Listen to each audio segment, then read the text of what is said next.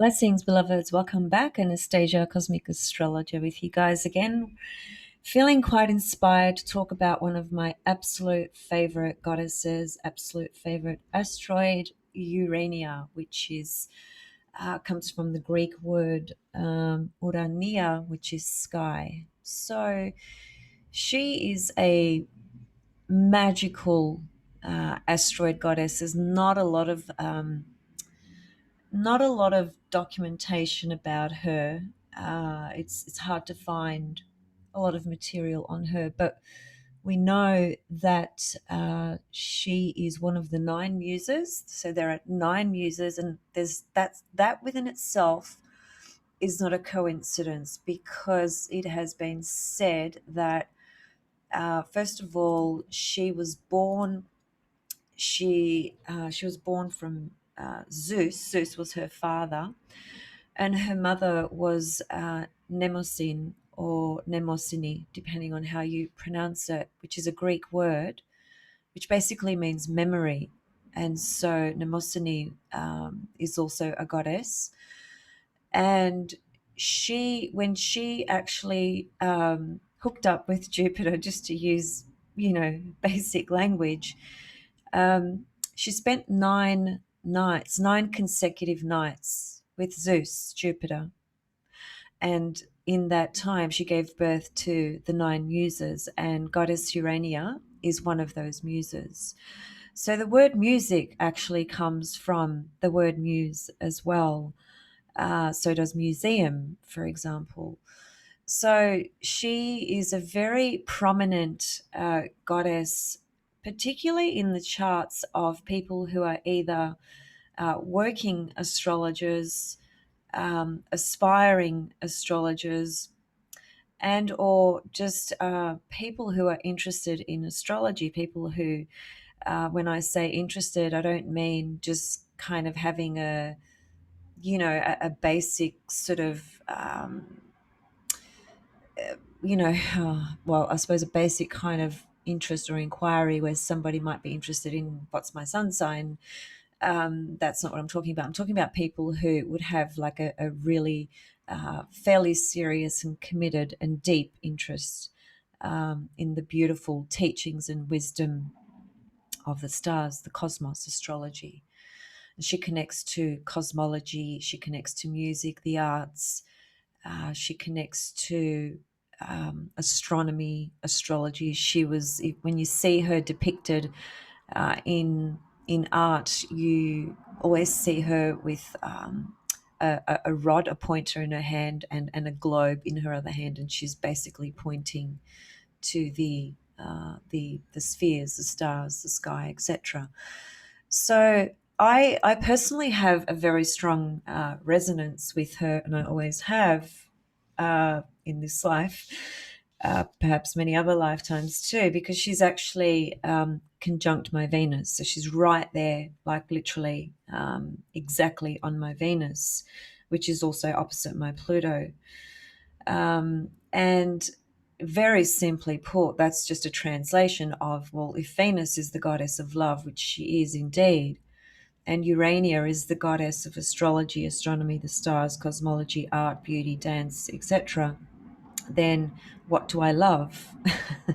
I obviously have a love of the stars, of astrology, astronomy, cosmos, art, music, all those things. And all those things are aspects of the experiences that I have in my life, which bring enormous fulfillment and enrich my soul and my journey through this life. So, regardless of the challenges and the ups and downs and the frustrations and the separations and whatever it is that I experience, which we all do in our own way, I feel very blessed to always be able to remember the more fulfilling components to what my soul connects with and what I actually understand and can share and or teach at times as well, and meditate on and reflect and embrace and just really, really enjoy, which is what I do. with astrology and music and art and all those things. One other thing that I thought was really cute, because I've been dancing since I was a child, more or less, um, is that Urania also she also corresponds to aspects of the liberal arts as well, poetry, music, dance, um, all the other things that I mentioned, and also something called pantomimic dancing. And I find that really, personally, really remarkable in terms of just the connection that I have with that, because I've always danced. And pantomimic dancing is kind of what it sounds like. It's something that actually really goes back into history. It's used in a lot of traditional ballet as well. It's basically an expression of dance that we express through the physical body to tell a story, a particular story, whether that's in comedy, or whether that's in um, seriousness, or laughter, or romance, or love, or whatever it may be. It's the expression of all the feelings that we feel in the multitude of ways that we do. And if you can imagine a dancer using their body language to express those feelings, that's what pantomimic dancing is. And as I said, it's seen a lot in ballet and other forms of dance as well, which is considered just a freestyle dance, which is an expression of what the person is feeling relative to the story they are wanting to portray. So a strong Urania in your chart, would correspond to those sorts of interests, and all things that you may have explored in your life. It doesn't mean that you have to be, a professional world stage dancer. It could just be something that you really love and enjoy in your own private space and time. I certainly do, even though I have danced professionally through the years. I don't do that anymore. I haven't done that for a long time. But I've never stopped dancing.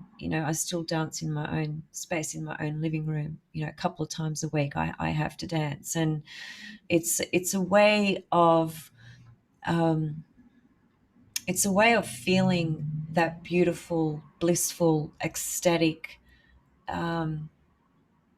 energy of love, divinity, spark of life, enthusiasm, enjoyment, happiness. It's all those things and more.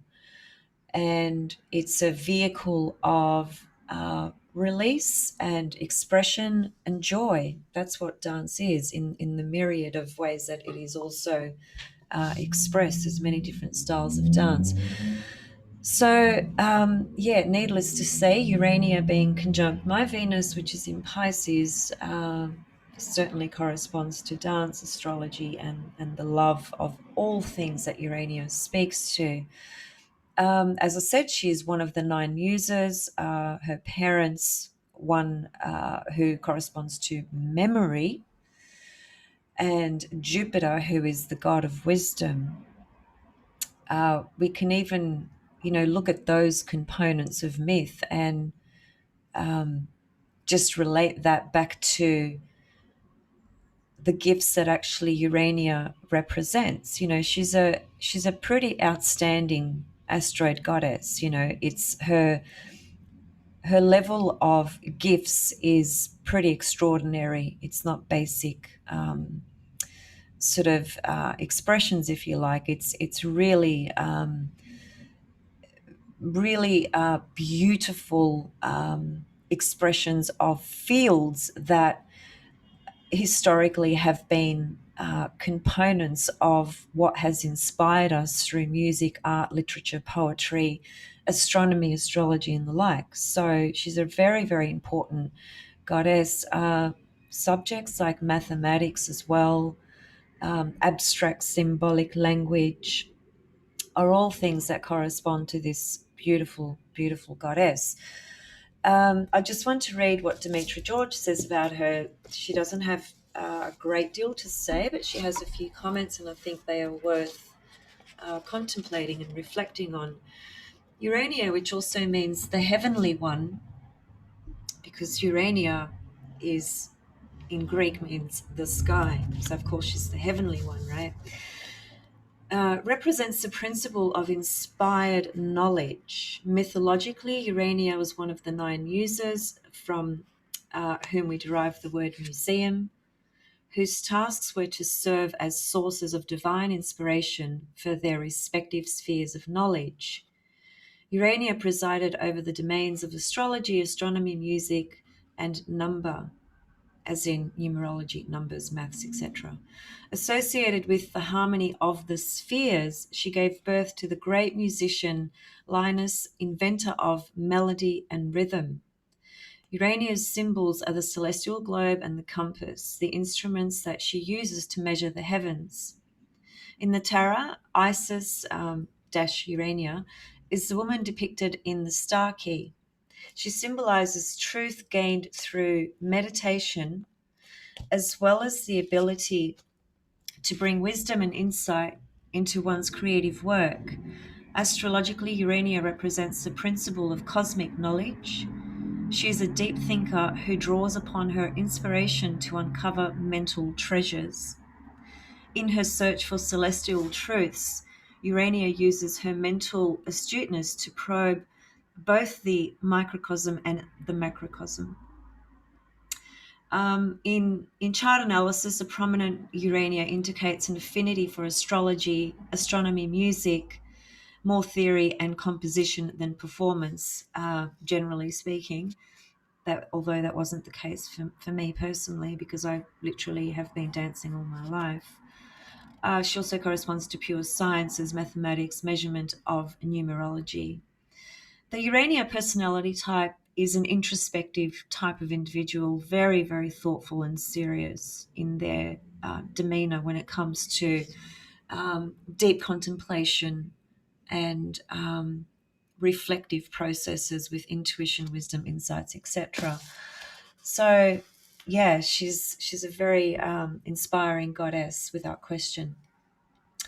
At the moment, she is in the sign of Sagittarius. She entered Sagittarius at the beginning of this year, so 2021. I'm doing this podcast on the 5th of June, 2021. So basically, from the beginning of the year, she's been in Sagittarius. And there's no symbol for her here, so we can't see her. But if you can just imagine, she would have started her journey in Sagittarius somewhere around here. So what happened was she actually went retrograde on the 28th of April at 1 degrees of Capricorn. So her journey of being retrograde in Capricorn, what happens is she doesn't go direct until the 4th of August this year, right, at 17 degrees of, is it Sag? Let me just see. So actually, I just want to show you guys something that may or may not be useful. It should be if you're working with solar fire at least. Okay, other programs perhaps have similar functions, but I can't show you what they are because I'm using this particular program. So just to start again, when you've opened solar fire, regardless of the version you are using, most of these functions are fairly similar. So you go up to the top line here where you see these names, you hit dynamic, and you want to go to ephemeris generator. That brings up this window, and in these blocks here you can see start date, start time. I don't usually worry about that. You can put a time if you wish, and the end date in this box and the end time in this box. I've just put in dates. And so I actually have in the 1st of January 2020 right up to the 1st of January 2023. I just wanted to see what Urania has been up to in this period, specifically for 2020 and 2021, and more so 2021 because that's where we are now.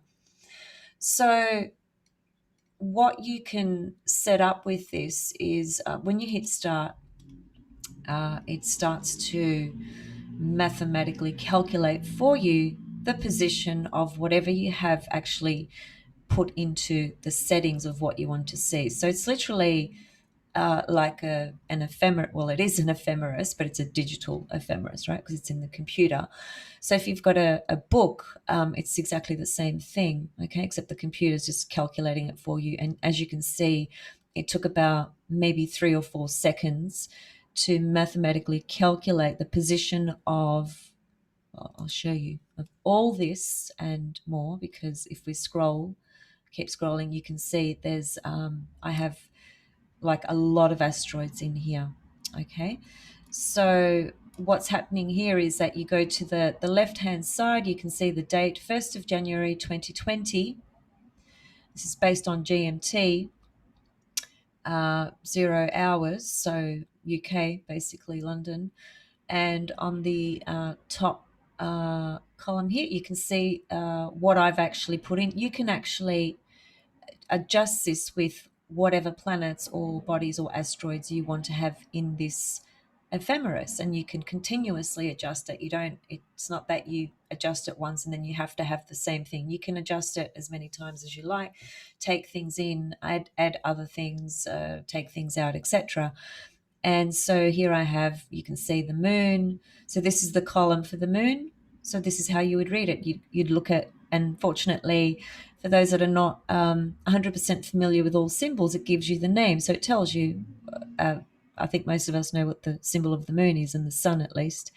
So anyway, the moon column is this one. So you would read it, moving downwards, right? You're not going to look at the moon and go across in that way. You would go down the page, and you will do that with every single column. So you can see 1st of January 2020, the moon GMT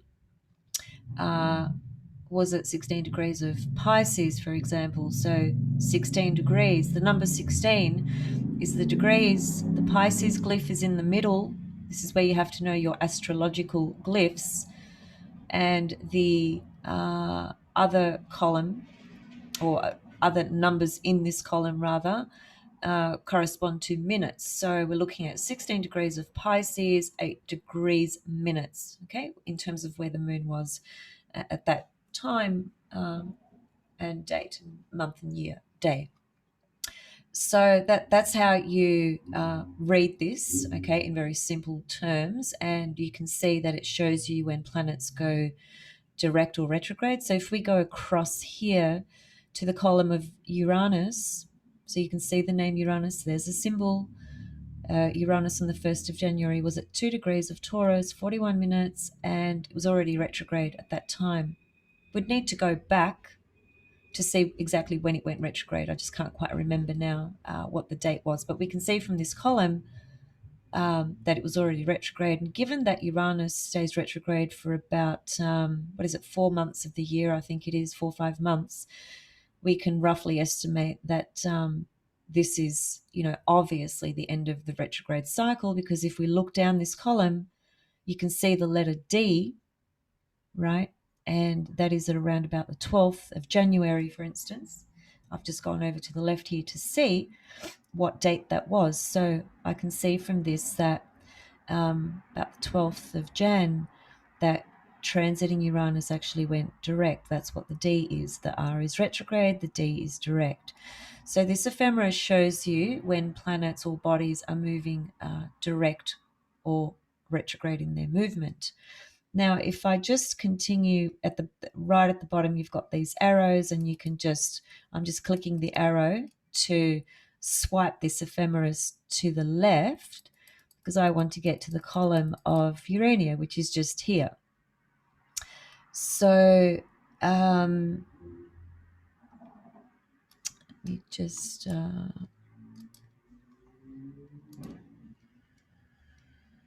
okay, just wanted to make sure I was sharing my screen. I forgot for a moment if I hit share.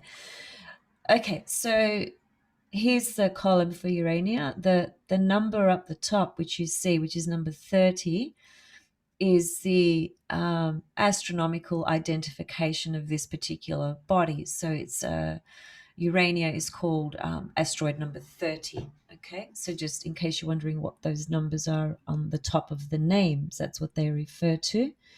So this is where she was early in beginning of January 2020 in Virgo. I'm not too interested in that for the moment. I want to just actually progress forward. So there's a bar to the right here that you can click on to scroll in a much faster way, or you can go to the arrow down here if you want to scroll more slowly, so that you are basically able to see day by day by day.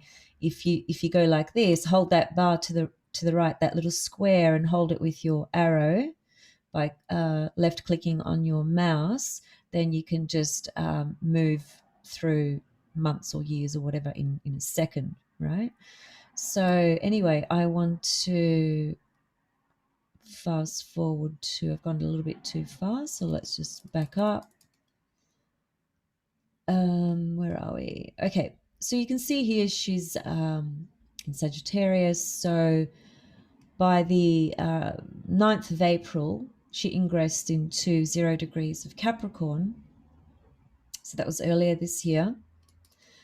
And if we continue to scroll down, you can see now that there is an R there. That means she went retrograde at that time, which was at 1 degrees of Capricorn and 4 minutes. And that column, if I can keep my cursor relatively on par with the line, it's around about the 28th or 29th of April. Okay, so she went retrograde in Capricorn at that time. She's currently still retrograde as we speak. And if we continue to scroll forward, now we don't need to go that far, so let's just back up here. Today's the 6th of June, there's the 6th of June, you can see that on the left. If I just hover my cursor over and take it back to the line of Urania, we can see that she's at 26 degrees of Sagittarius and 11 minutes. So I'm going to talk about that astrologically, but before I do, I just want to show you the rest of her journey for the rest of this year. So if we continue to scroll down, because remember, she's moving retrograde at the moment, so her degrees are obviously going less into Sagittarius because she's moving backwards. And we can see here that by the time she hits 16 degrees of Sagittarius, she's changing her direction. She's going to move direct, which is when it's basically around the second or third, or is it about 3rd or 4th of August? Okay, I'd have to get a ruler to get a straight line, but I won't worry about that because you can see what I'm getting at. And if you look to the left, you can see that it's basically around the 3rd, 4th, or 5th of August, around there. Okay, so she moves direct at 16 degrees of Sag, and that's in the first week of August. If we continue to scroll down, you can see now she's picking up momentum and she's basically completing her journey in Sagittarius, and she completes it by around the 13th of October, which is when she ingresses into Capricorn. Now she's going to fly through Capricorn here because she's picked up her momentum. She's not getting ready to move retrograde again. She's just kind of flowing through at her normal sort of speed. And as you can see, by the end of December, she has ingressed into Aquarius. By the end of the year,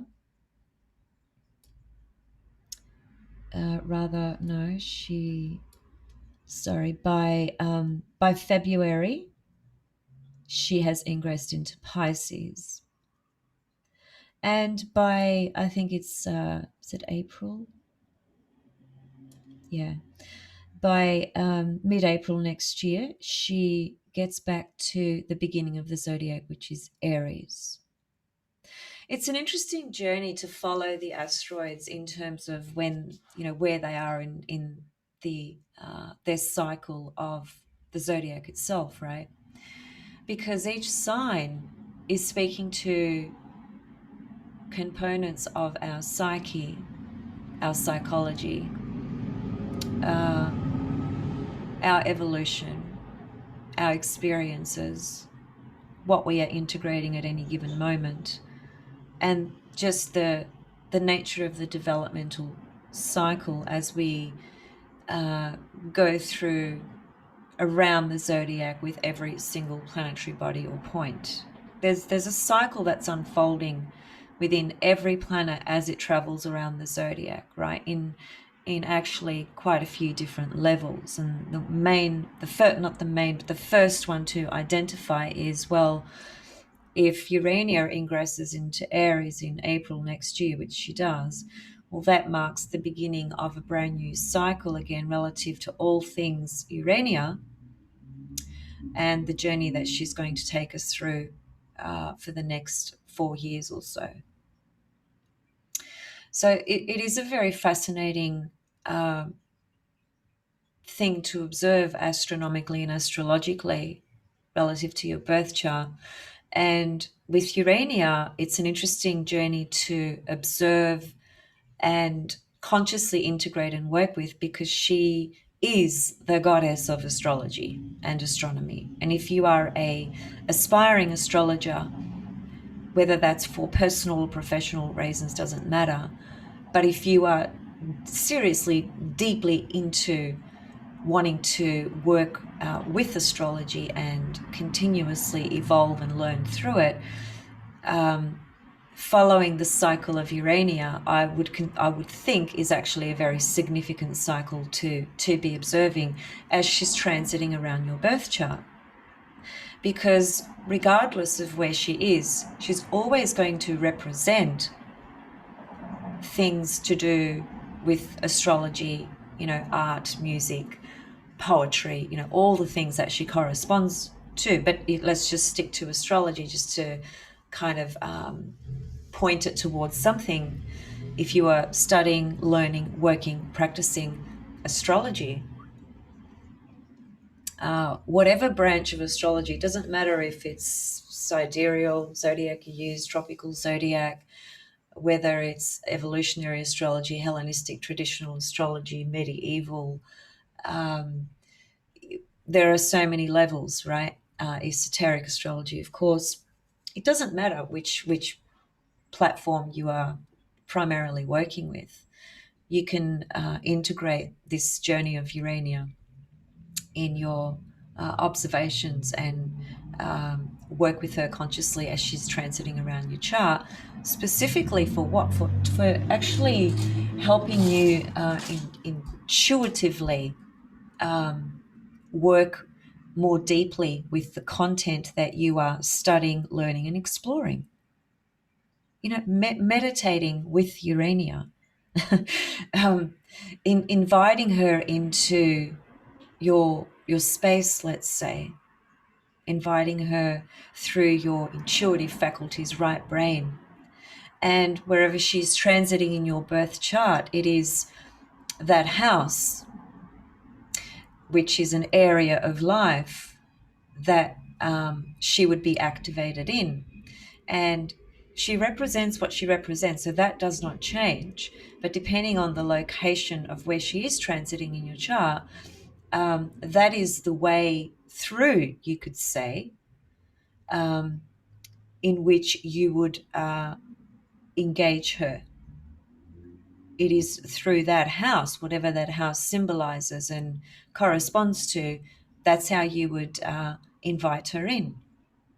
So say, I'll give an example. Let's just say you had transiting Urania in the 7th house at the moment, because you've got Sagittarius on your descendant. Then there's a few levels, but I'll point to two very obvious ones. First of all, if you are a working practicing astrologer on a professional level, then Urania through your 7th house could very, very easily highlight that you, during that time, you focus on a lot of one-to-one classes, teaching students, even chart readings as well.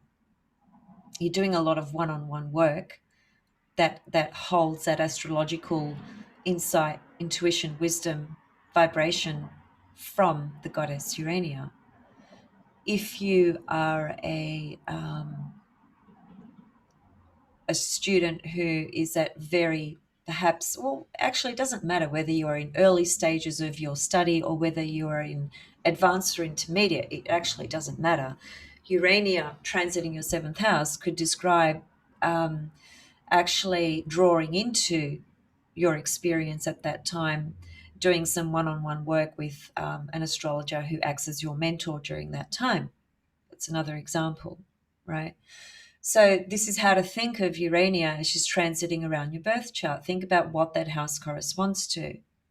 You know, if it's the ninth house, then it truly is you actually delving incredibly deeply and passionately and enthusiastically into the study of astrology in all the various ways that that can be approached.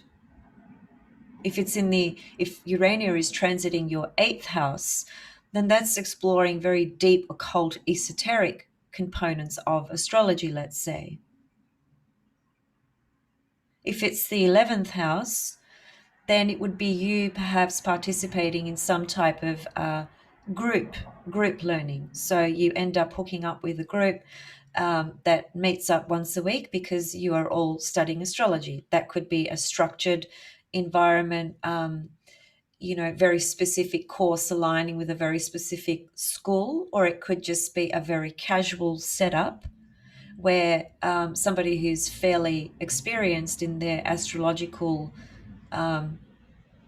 teachings and understandings and knowings decides to give a class once a week, which is a unstructured class, and you just invite people to get together once a week, and you might choose a topic to explore on the night or day, or you might have it more structured, etc., etc. I did that about 20 years ago when I first started, before I started actually formally teaching and everything else I've developed since then. When I was just let's just say a baby in astrology, because I loved it so much, this is while I was still studying, like in my very early days, I actually just got a group together and got them all to come to my house at the time, and there'd be anywhere between 4 people to 10 people to sometimes 20 people, just depends who was around at the time. And it was a very warm, inviting, free sort of space where people could ask any question, share any concept, idea, and so on and so forth. And it was just a really beautiful learning environment. But because all of us at the time, we were all learning, we were all just babies. And I just decided to facilitate that kind of journey. That's an example of having transiting Urania in your 11th house. Just one example. There's many others. If Urania was transiting in your first house, the first house is always an interesting process when it comes to planets moving in the first house, because it's literally the embodiment of a journey that you go through relative to the body that's moving through the first house, moving over the ascendant and then through the rest of your first house. It's literally like putting a coat on, and that coat is going to reflect the energy of that body or planet or asteroid or point moving through that first house. So it's it's a beautiful and interesting journey when planets or asteroids or other points move through the first house, because you don't know what's really going on until it's actually moved out of the first house. But perhaps one thing that we could say with Urania, transiting Urania moving through the first house, it could be beginning a new journey relative to, again, studying some type of astrology, and just, or even just yourself experiencing and going through a very personal level of integration with the teachings of astrology relative to what you are learning and have been learning. I might as well go through all the houses now, because there'll be people saying, oh, what about that house? What about that house? Okay, so I've gone through 7, 8, 9 very briefly. gone through 11. I've gone through the first, so I've got a few more to go. Let's go through the second. The second house, I'm pointing to the most obvious things, right? What I would encourage you to do is, first of all, understand that each house has, a lot of different layers to them. I'm just pointing to some of the most obvious so that I can get through this podcast sooner rather than later. So the second house, given that it corresponds to, of course, your values, what you really value. What is it that you value? What do you place worth on in your life, including yourself? And really, actually, the component of self-worth is one that is a relationship that we all need to continuously cultivate and nurture for so many different reasons. But anyway, transiting Urania moving through the second house could typically also reflect taking on some studies at that time, whether it's with a mentor, or whether it's with a school, or whether it's just even buying lots of astrology books at that time, or a few books, or one book, whatever it is, depending on your circumstances and what you are able to do at that time. Because why? Because the second house is what you value. So when transiting Urania moves through there, your values are so accentuated and heightened about astrology during that time because of her presence in that part of your chart. Third house is amazing for actually studying and learning and being involved in some sort of group dynamic or school where you actually have a teacher, because the third house is the house of learning and studying, isn't it? Also networking and connecting. It could be that you yourself start doing some teaching or mentoring at that time, and it incorporates astrology in some kind of way, and you do a lot of networking during the process of Urania moving through the third house, and you feel totally inspired. Never forget, wherever Urania is, there's an incredibly rich level of inspiration that can come through with her presence. And all you need to do is open yourself up to the possibility of that. That's all you need to do. She is a muse. The muses were the 9 muses, goddesses, that basically inspired all men and women in all the different ways that speak to the components of life to do with art, artistry, craft, music, astrology, astronomy, all the components in life that I would have to say are the most beautiful, inspirational aspects of life for all of us in some kind of way, that can help us refocus and recenter, and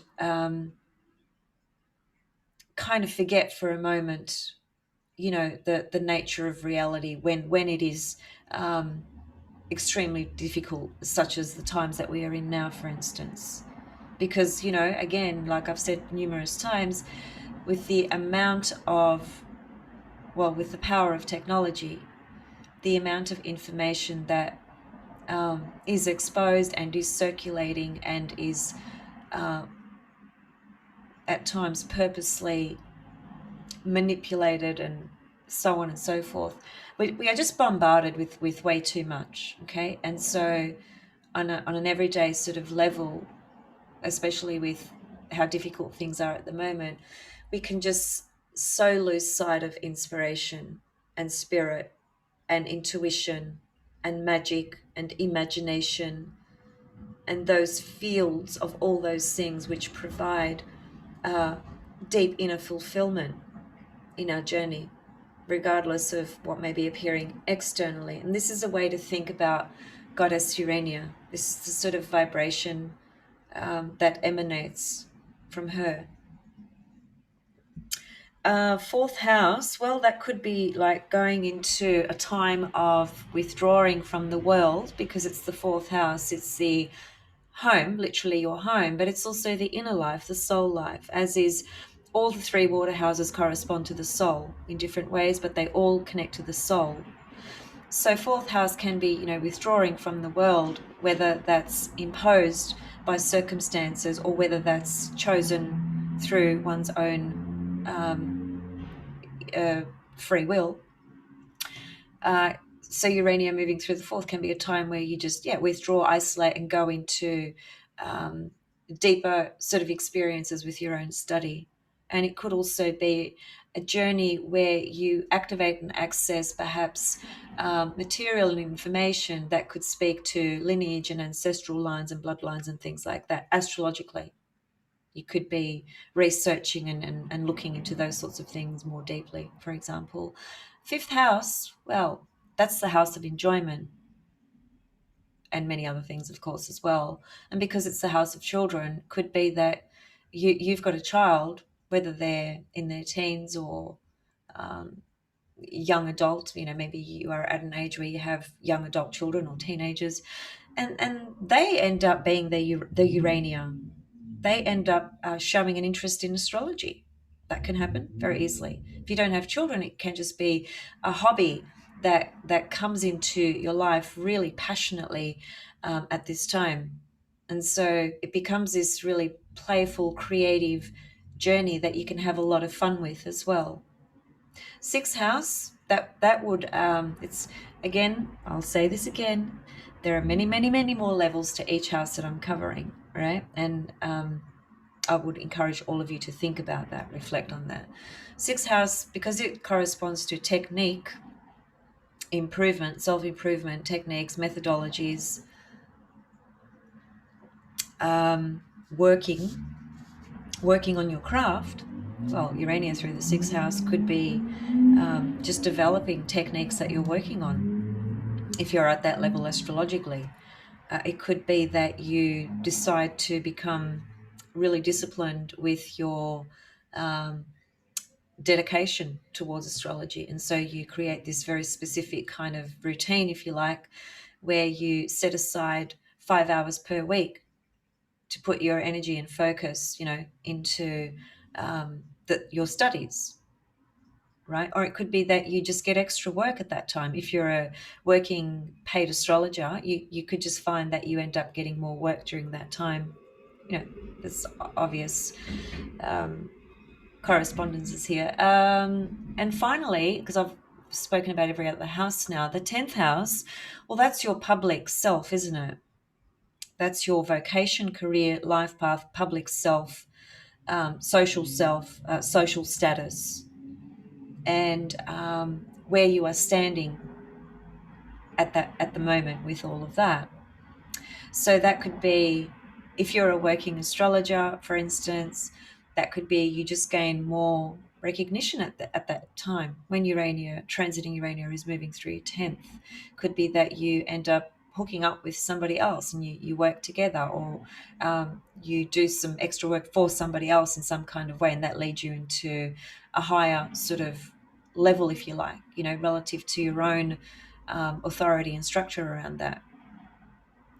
And just recognition, status, respect, sort of receiving that kind of acknowledgement. Maybe it's an acknowledgement and validation that you've been needing, that you haven't had yet, and it sort of gets accentuated or activated during this time.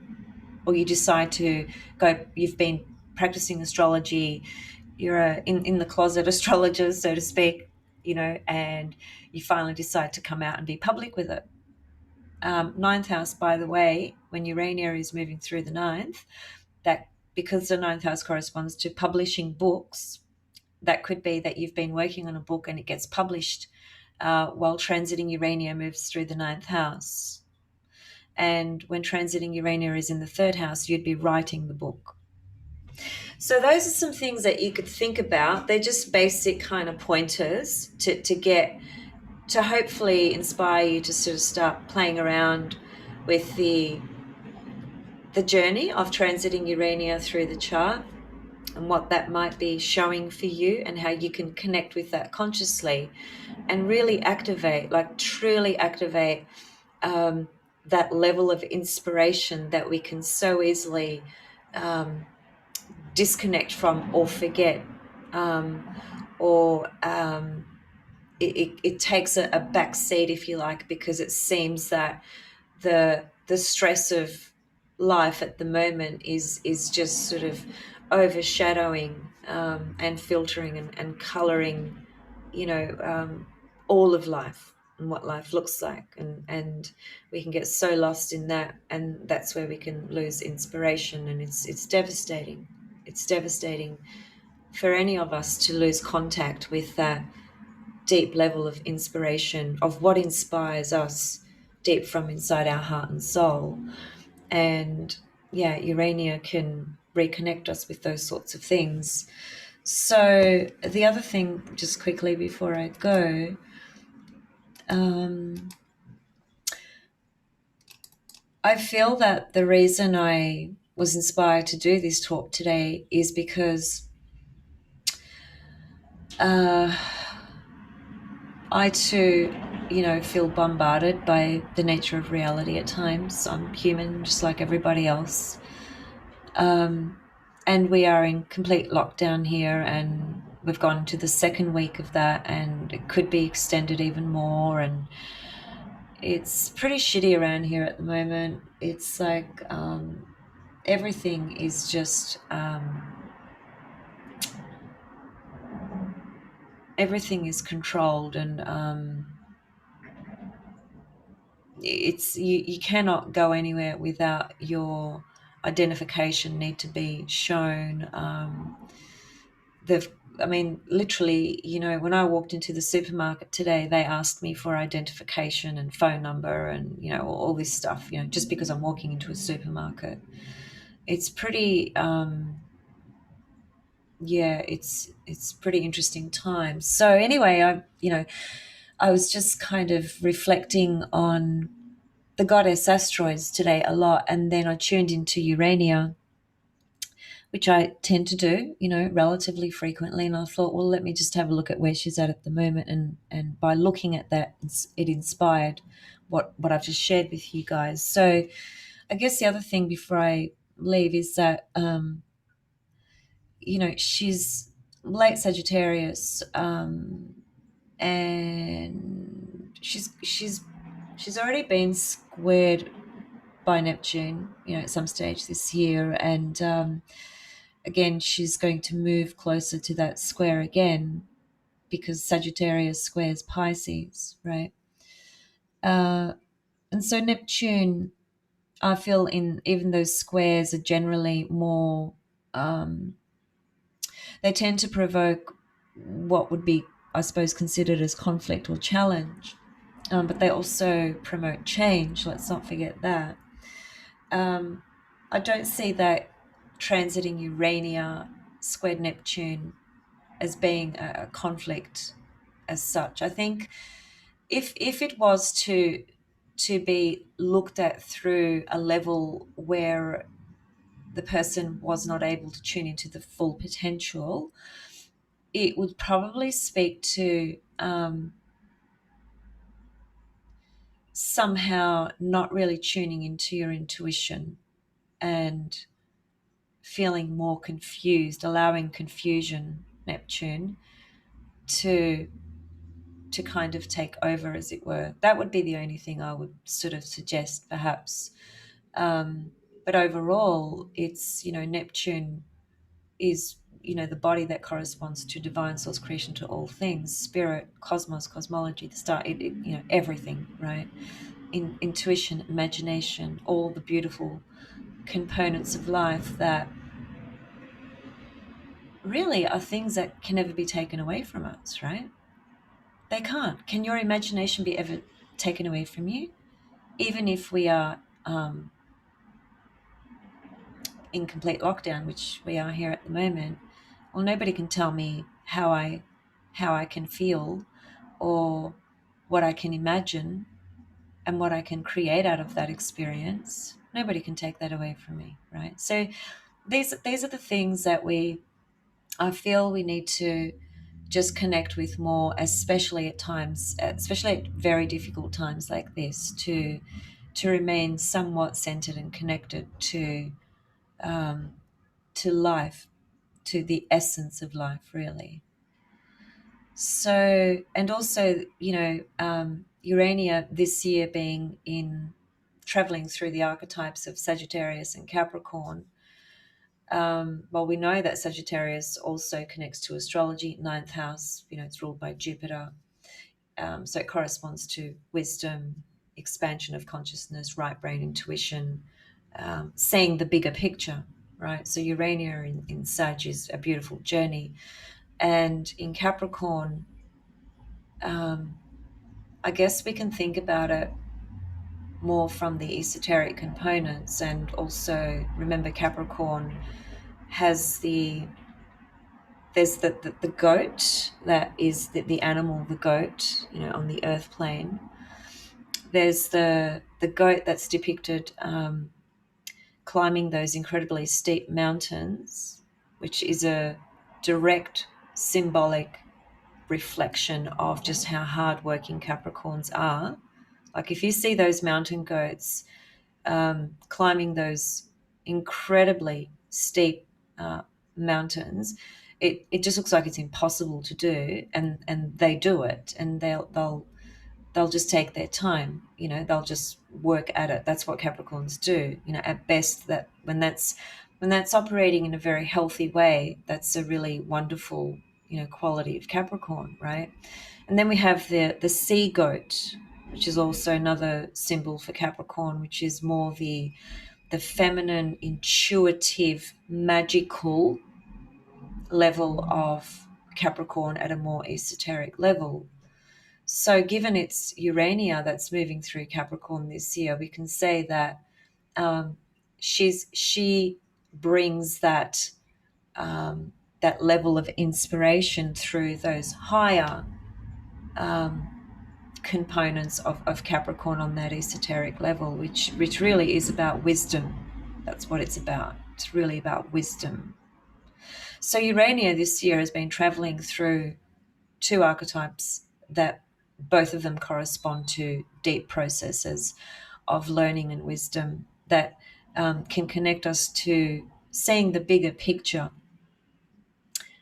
in ways that we so need to at the moment.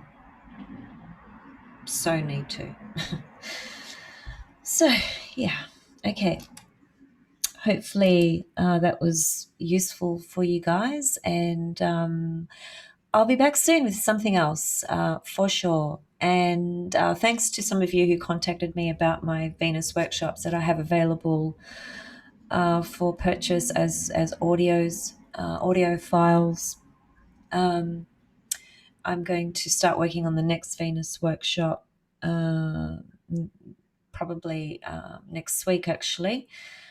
And so contact me if you want to speak to me about some type of reading. Remember, I do many, many different types of readings. If you're not sure what kind of readings there are out there, or what you even want, or what I offer, just email me and we can have a conversation and work that out. If you're interested in the courses, the workshops rather, that I've developed so far, again, just email me and we can go from there. So, yeah, see you guys very soon. Much love and thanks for listening. Bye for now.